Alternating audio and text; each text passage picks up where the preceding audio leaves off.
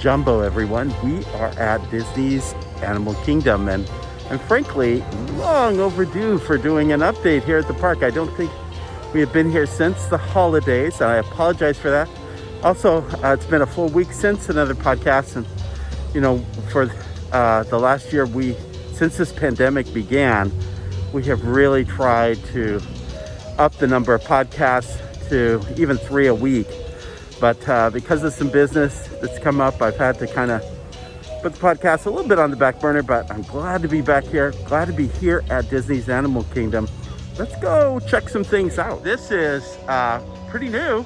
It's themed to Up, and it's the entrance to the park. There used to be a Lion King one here, and then one during the holidays as well. And so we got kind of a new character meet and greet location for PhotoPass. So very cool. Let's go on into the park and see what's happening as we enter Oasis. Part of the reason we have not been at Disney's Animal Kingdom is simply so many other things are happening at the other parks. Studios has had so many new attractions in the last couple of years, so we've been covering that in a large amount of detail. Epcot is under construction, so there's plenty happening there. Look at that pink spoonbill down there. Nice. And apparently it looks like a swan has joined the spoonbills here in Oasis. And then we've got one up on top of the rock there. There's another pink one. Very subtle, very lovely little setting to begin our exploration at Disney's Animal Kingdom. And then, of course, beyond studios and Epcot, there has been a lot of things happening at the Magic Kingdom as they get ready for the 50th anniversary, which is a real focus of that celebration. In fact, this last week, Tom Sawyer's Island and the Liberty Bell Riverboat has returned from being in dry dock, and we'll go explore that when it's completed. Tom Sawyer Island is not completed fully. We have done a previous Tom Sawyer Island comparison in a previous podcast, which is a lot of fun, but we'll do some video exclusive of all the changes there, and we'll have a chance to check that out. And then it seems like they're going attraction by attraction at Magic Kingdom to go through all of their existing attractions and get them ready for the 50th. So I think Swiss Family Treehouse is undergoing some attention next. And of course, the People Mover is always under remodeling attention. Just again, love the landscape here in Oasis. It's so serene.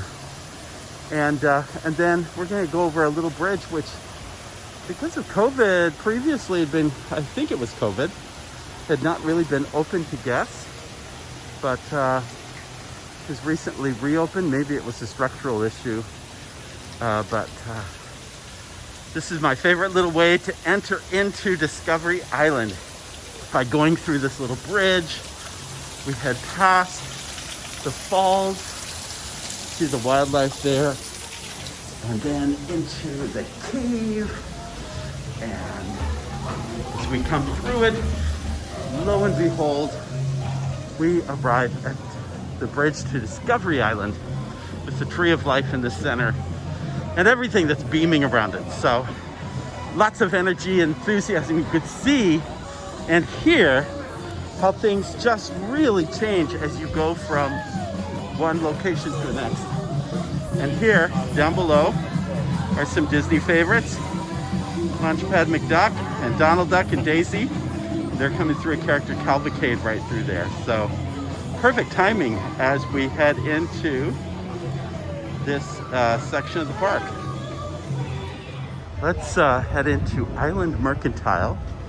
Taking a look at a couple of things I might like to get today, and I don't do a whole lot of shopping. I try to offer something on our podcast to show new merchandise that's come in. But today I'm actually shopping for something specific, and I don't quite see it. So we may just run through here and come out the other side empty-handed. I'll leave you guessing as to what I am looking for as we go through our exploration here at Disney's Animal Kingdom. All right, overlooking the river here, we are turning into Pandora. And as you see right at the entrance is a very healthy queue for Na'vi River Journey. It is a 65-minute line. I wonder how many people think they're getting in line for the Flight of Passage attraction. There was a greeter at the end of the line, but I think people just get in the line and don't really think about where they're going. And actually, even though it's 65 minutes for Na'vi River Journey, it's only 45 minutes, which is middle of the day, and it is noon right now. For middle of the day, that's a pretty small queue for going into what is one of the best attractions and favorite attractions of guests at Disney's Animal Kingdom. We'll just pause here to get just a great little view of the cliffs and the mountains, and then going down below, the foliage, the fountains. I love these bridges. I love the weavings that are found within it. All of it is just superb. Now, I don't try to make too many commercials, but I will say, if you want the most complete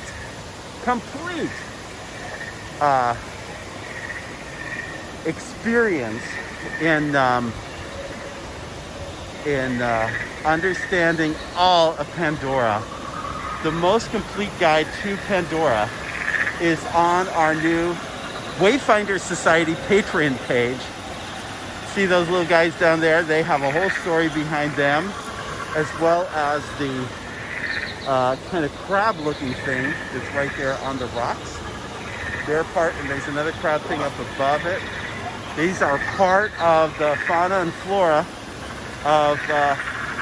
of this land. So I just took about 15 to 20 minutes observing an incident where a guest was not wearing their mask. And let me just say from the outset, Disney cast members, operations, security, they could not have handled that better. They were clearly patient to the scene. They were available. Nobody was left alone to have to deal with it. There was a team of people. They counseled together in terms of how to resolve the situation. If you observed, and by the way, yeah, I'm not putting any of that to videotape. I made no effort to videotape it. I don't think that's helpful, and if anything, it could possibly escalate a situation that doesn't need to be escalated. In my observation of the individual, I think there were some mental health challenges that the person probably had. And I say that because he struggled, I think, first of all, I think he struggled with just the challenge of wearing a mask. I think it could be possible for someone to have almost a panic attack in a scenario. You've got to come, and lots of people have panic attacks. That's not a mental health issue. That's just well, I mean, it can be for some if it becomes a consistent kind of thing. But honestly, you know, any of us can have that moment where it's just like, you got to take that mask off. You're just overwhelmed by the incident. So it wasn't so much that, although I wouldn't be surprised if it included that. I also saw situations where, and again, I'm observing this from about about 30 yards away. And I observed the individual talking to himself when he was alone.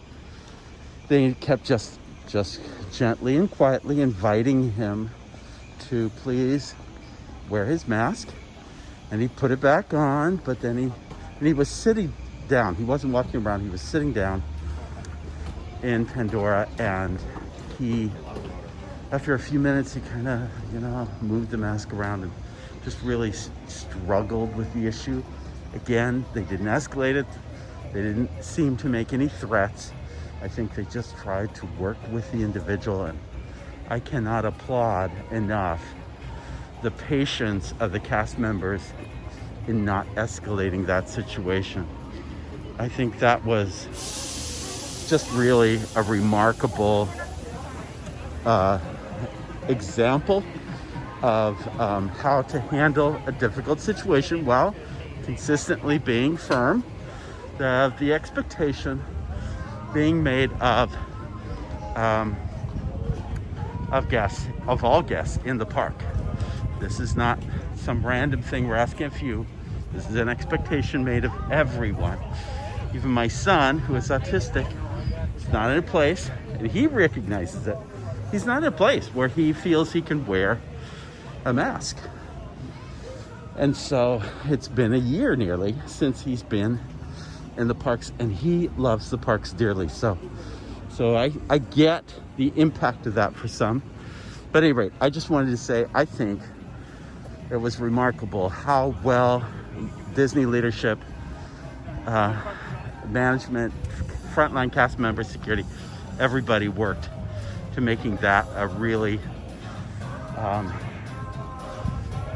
the best experience possible in terms of not escalating. Now, in the process of walking into Africa, we are here at the entrance of Harambe Theatre, home to the Festival of the Lion King.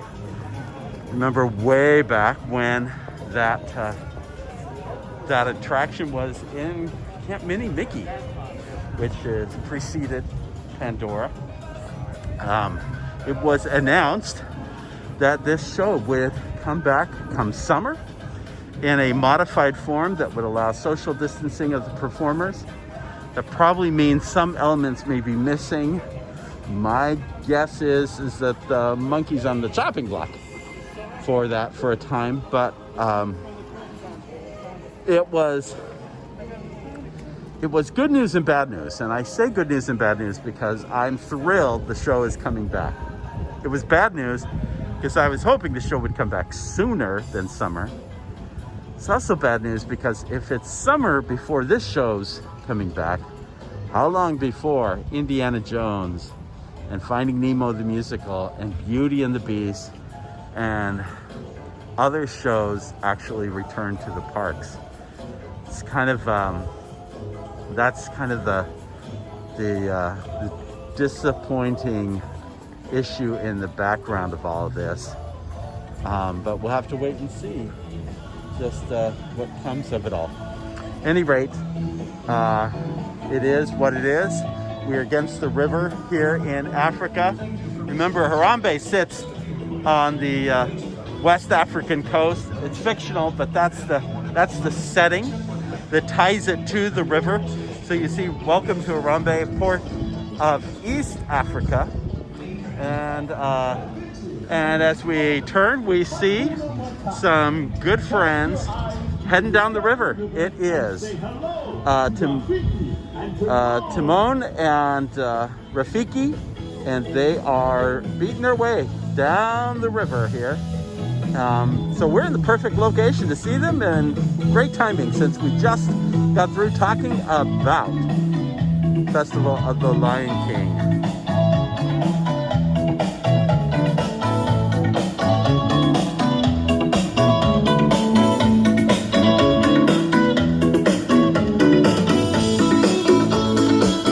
They are waving and a dancing.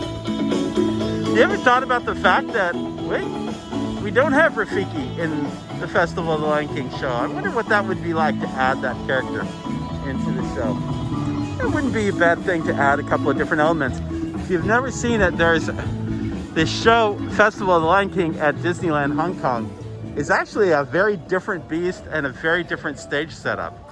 So we'll have to talk about that sometime. Maybe in the show notes I might post, look for a video. Go to J. Jeff Kober on the YouTube channel, because we actually have video of the finale of that show, and it is a very cool finale. So if you have a chance, go check out YouTube channel J. Jeff Kober to see what that looks like. So we're here at the Harambe Market, and it is busy. Well, at least on the outside, you see all these people lined up on trays, none of them eating actually. They've all ordered their meal and they're waiting to enter to pick up their meal. I have loved some of the previous dishes. They've changed out some of the dishes. Let's take a look at them. There's a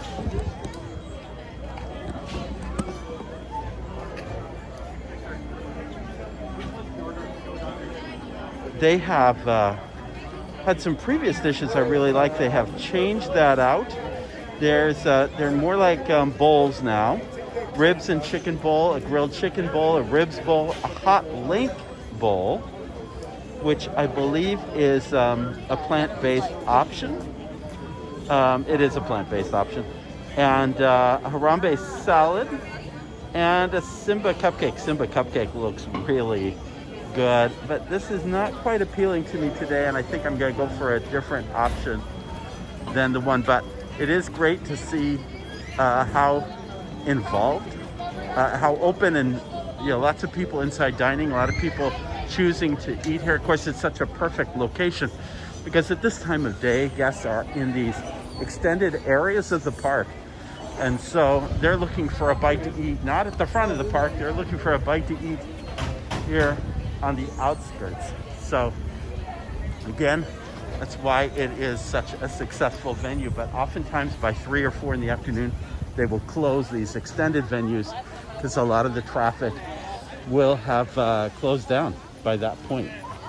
So from here, we shall move on toward Asia. I should say that while I see the crowds as not being nearly as overwhelming as they have been in the past, I have family members who are still a little anxious about the size of the crowds, and that's understandable. But let me just give you some ideas about that. First off, be in a different part of the park than where all of the guests are. This is the time of day to be up in the front of the park. If you were going to eat, go eat at the Rainforest Cafe. Go do shopping in the front where there aren't other people. In another instance, look, there's often the less traveled path, and you see this one again up against the main path that looked busy right there, and it's so beautiful. You see that orchid on the tree up ahead, and so there are options for you to be able to kind of feel like you're not in the crowds. It just takes a lot of planning. If I were doing lunch, I'd be in a place where I could be outside and kind of removed from folks. If being inside makes you anxious. So it's just a matter of planning your day carefully enough so that you're not overwhelmed by where crowds go. Because while the attendance is still very low, it doesn't mean that you're not going to have moments where people are gathering and clustering in certain segments and areas. So you have to plan that out. Over here is a relaxation station. It's a great place to just chill, take a little bit of time and space away from everybody. Also get to the park early in the day, and leave the park, go to a hotel, get some rest, go to a pool. Pools are fairly empty midday, and especially this time of year, and then come back right before closing, when I tell you these parks look really empty as you get toward closing. So lots of options to be able to figure out your day when you're here at Disney's Animal Kingdom or any of the parks. All right, we are entering Asia. Okay, we are here at the Ofamandaparr local food cafes, which is operated by the same folks who take care of Yak and Yeti. You see a lot of guests sitting around outside. This is not a place you can mobile order. because it's operated by a third party, you don't have that option. They have some interesting things here. They've always had the honey sesame chicken on the menu. I'm gonna zoom in a little bit on this menu. But they've added the American Kobe cheeseburger, the Korean fried chicken sandwich, teriyaki chicken salad, vegetable masala, sweet and sour tempura. So they've added some interesting things. We're gonna try some of these things out. So I mentioned that if you look around, you can find a quieter place to sit. And this is the location I found for dining. It's actually across the way. And yeah, there's a few diners, but it's a pretty quiet place compared to the main dining area that they have. And I want to talk about what I ordered for lunch. So you're going to think I'm crazy, but here at this Asian eatery, I've ordered the cheeseburger with the fries. I did that because I wanted to see if they were using a different meat and giving a different hamburger experience than your traditional one that you would get at Restaurantosaurus or at other Disney restaurants. I can already tell you the fries are different, and I'm loving that already. We'll see how the hamburger turns out, and we also put in for a little mango treat. We'll see how that turns out as well. So more to come. Before I eat, just another look at the cheeseburger that I ordered. Better quality bun, thicker meat than you get in a traditional Disney hamburger. Added the fixins, looking good, and the fries are seasoned, by the way. So this should be a pretty good tasting meal. We'll check it out. Another upside to this little tiny corner location across from the local foods cafes of ofamandaparr is that you have a view of the river behind you, and the character cavalcades, they come and go, which would have been coming through here, except we just got a little sprinkle of rain. So I'm huddled underneath this little umbrella, hoping that the rain passes through in just a couple of minutes. But I'll give you a little review of the lunch experience. And I have to say, the hamburger at this counter service location is probably the best hamburger you're going to get at a counter service location in Walt Disney World, because I think it's the only third party that is serving hamburgers or cheeseburgers.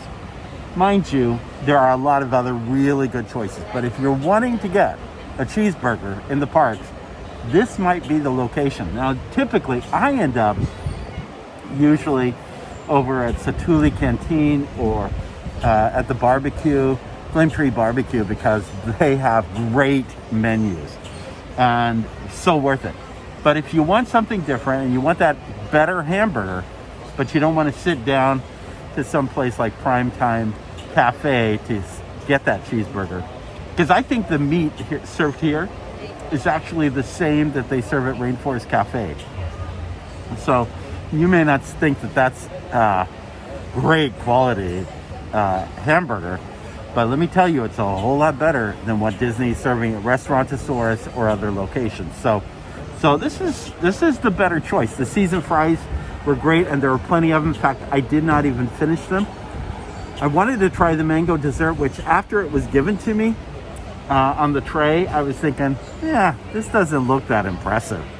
Actually, it tasted pretty good. I think that was kind of worth it too. But there are a lot of really great dessert choices in the parks. So you have lots of choices to go with. So you don't have to do dessert here. But anyway, that's the review.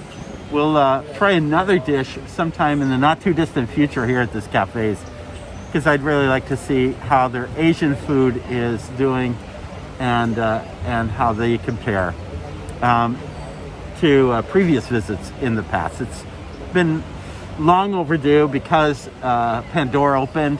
I've just been doing a lot of Satuli Canteen, and Flame Tree Barbecue has always been my favorite. So it was high time to go back and visit this, and I'm glad I did. All right, with the rain, where do we go next?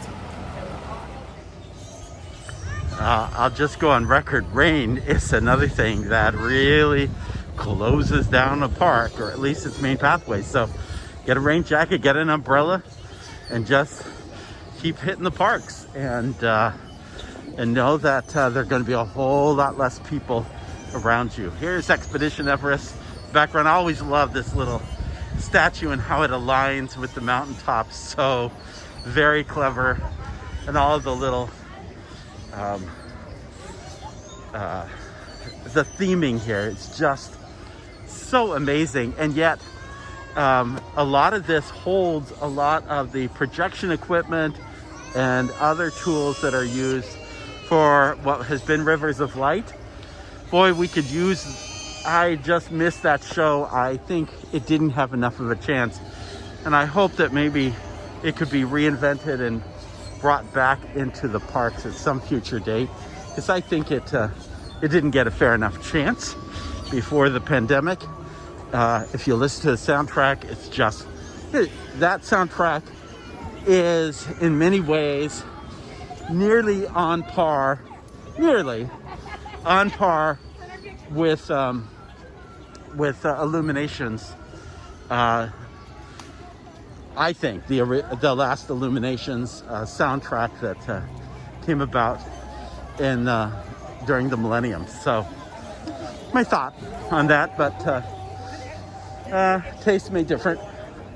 Again, by the way, again, if you want space, all of those seating areas are available to guests who want to just take their mask off and relax. Again, another quiet place to just get away from the crowds. Terrific. This sign at the entrance to Chester and Hester says Rides of Extinction instead of Rides of Distinction. And nothing could be truer as we enter this area, because Primeval World is gone and its days are over. I had heard that they had even begun dismantling tracks of the attraction. I had seen images of the vehicles being carried away, but I had also heard rumors that the track was trying to look here. I don't see any evidence of that yet, but we'll come by around the other side. Most attractions like this that simply were really kind of off the shelf and somewhat lightly customized, these attractions are usually sold to another theme park somewhere else. They'll be required to paint it different colors, and the theming they won't be able to take with them at all or anything like that, but they will, these things usually get sold. In fact, most of the theme park rides that you go on have often had a shelf life somewhere else before coming to that particular theme park. Especially lesser things like carousel. Well, think about it. The oldest attraction at Walt Disney World is the carousel, because it was established, I believe, back in 1917, over 100 years ago. And it had gone through a long journey before it was bought by Disney and completely redone and reimagined into what it is today. So this is what happens to attractions like that. Notice a little bit of a paint job at Chester and Hester's. I don't recall this kind of spotting of the dinosaurs in the back area. So that's a little on the side of different. As Dinorama goes through its ups and downs, you get it with the, but at any rate. If you haven't had a chance already, do check out my podcast, which takes a look at 3 fairly low, no-cost options. I'm talking about a dozen million as opposed to hundreds of millions. Offers some great options for how to deal with this whole Dinorama area and reinvent it so it would be popular to the guests again. And I think it's a really good podcast, so go check it out. It's about 20 podcasts back. I'm having a problem with my numbering system. It shows up differently on different podcasts, so work with me on that. I'm trying to do that here. I love the Boneyard, completely closed still, during this period of COVID, very disappointing. I have to, because we gotta have some animal in the middle of this, I have to show you this little American crocodile. Not little, guy's huge. But I read this great story from Jim Korkis. He had interviewed Sully about the early days of Disneyland. It's in his Extinct Disneyland book. So if you get a chance, just check out that book. But in the book, he said in the early days, Walt wanted some live animals. And so there was a little pen, and I have seen a couple of black and white images of it.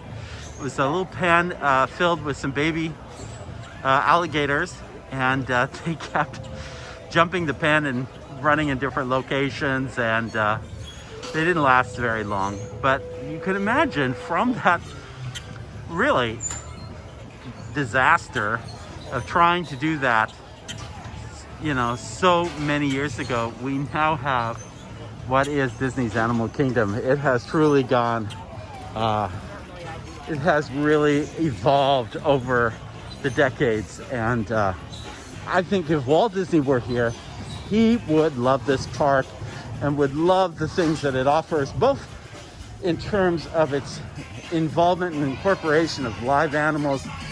I mean, Kilimanjaro Safaris, it really, truly rocks in terms of its ability to give you an experience like you were truly in Africa. But also the other attractions, such as here in Dinoland and elsewhere. You know, we talk about Dinosaur maybe not being up to snuff compared to other attractions, compared to Indiana Jones Adventure, which follows the same ride track. But hey, let's be honest here. It's a big evolution from the primeval world of Disneyland on the train, as much as I love that attraction as well. So yeah, over the years it's evolved, and it's all good. All right, we are here at the Discovery Trading Company. I did say I was looking for something in particular, so let's just meander through. Thank you very much.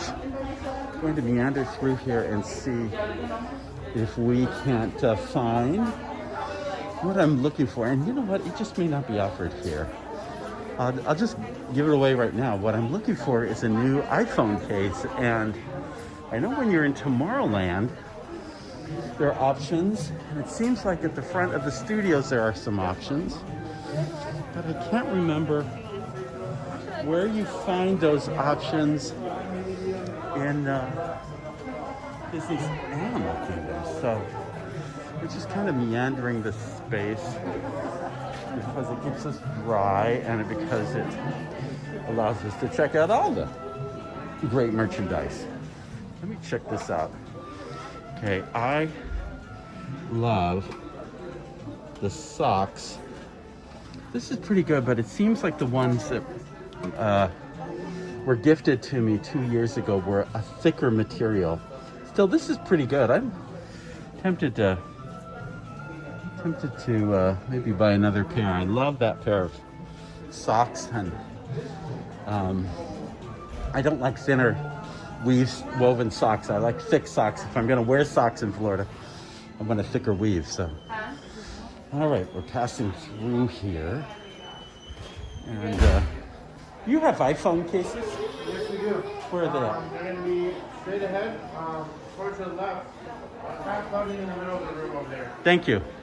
All right, well, all right, some camera cases. And we gotta go around here. This is the checkout area. And weaving through here, the line for the checkout area. We're moving through past the bands. I gotta tell you, they've come up with a lot of cool bands. Look at these two. These are, if I'm correct, yeah, these are wireless headphones, and they're at $19.99, both a Mickey and Donald. How cool are those? I'm telling you, one of the things I will never do is buy another Apple version of those, because losing them just makes me cry at the price that they sell them at. But here, it's a good deal on that, I think. And here is what I'm looking at. Some OtterBox cases. I wanted the OtterBox series. They are a little bit more on the expensive side. And expensive as in $69.99. That is expensive. I think if I were to buy a plain one online at Amazon, I'd be spending about $30. But hey, I like Disney, so maybe I'll do it. Just not sure if I'm really sold on any of those. This one, probably the most. It's a beautiful image of Cinderella Castle. Let's see. Are there any others? Oh, here's some more, but they're not OtterBoxes. But there's some great designs in here. I may want to go to Disney Springs because there you can custom order. If I'm going to spend that kind of money, I probably want to do something a little bit nicer if I'm going to pay that price. Here's some more phone cases, great phone cases, but none of them are the OtterBox. I will say some magic bands that are just really cool. And I'm giving you a glimpse of those. And that one is really nice. That goes with the 2021 series. I'm not big on the shirt design, but it looks great in a magic band. And love the orange bird one. Tempting, but maybe I'm gonna save it until I get to Disney Springs. And by the way, I'm long overdue for doing an update of Disney Springs, so maybe that'll be one of my upcoming podcasts. So stay tuned. There's so much more to come. And here we go. I got one too. All right, we're heading toward the exit of Disney's Animal Kingdom, and we missed another character cavalcade. Oh, I'm so bummed that we missed that one. And that one seems to have had Pocahontas and Miko. So sorry about that. Sorry we missed that. They had stopped temporarily during the rains, but we will head here through the exit. Now see, observe, guess. People tend to, because most people are right-handed, they tend to go toward the right when they exit. And the same is true. Look at the ones coming in. They're on the right-hand side facing in. We, of course, are going to go in, exit the same way we came in. And that is to go through the cave and across our bridge. And you almost feel like you just entered a world and now you're leaving it behind. It's kind of like, I don't know. It's just a kind of a cool effect, and I love the landscaping in Oasis. Now this is a place to be at this time of day because there's just no guests in this area, and you can explore, check out the animals, the fauna, birds, see what you can find in this space. Now I'm always looking for the wallaby. Native to Australia, and one of these days I will capture the wallaby. I don't know if you see the fish down there, but I think they're like pike. Man, serious fish, serious size fish. But the wallaby, not so easy to find. In fact, their cage is open, so maybe because of the rains they've allowed them to go back in. That's a bummer, but that doesn't change the fact that it's still beautiful, as is all of Disney's Animal Kingdom. And we hope that you get a chance to visit again soon. As I always say at the end of this, please make sure that you subscribe to DisneyAtWork.com and DisneyAtPlay.com. Make sure that you subscribe to our podcast, Disney at Work and Play. And we're on lots of different mediums, but just subscribe to one so you can be notified of upcoming podcasts as they come along. And of course, like this one today, it's not just a podcast, but it'll also be a video on YouTube. So check out J. Jeff Kober, because there you'll see all the visuals and lots of videos. We have over 100 videos, and there's lots to check out, including, remember that Lion King in Disney's Hong Kong? Got lots of international park videos. Anyway, as we say with Sinbad's storybook voyage, always, no matter where the trail leads you through life, follow the compass of your heart. Have a great day. We'll see you real soon.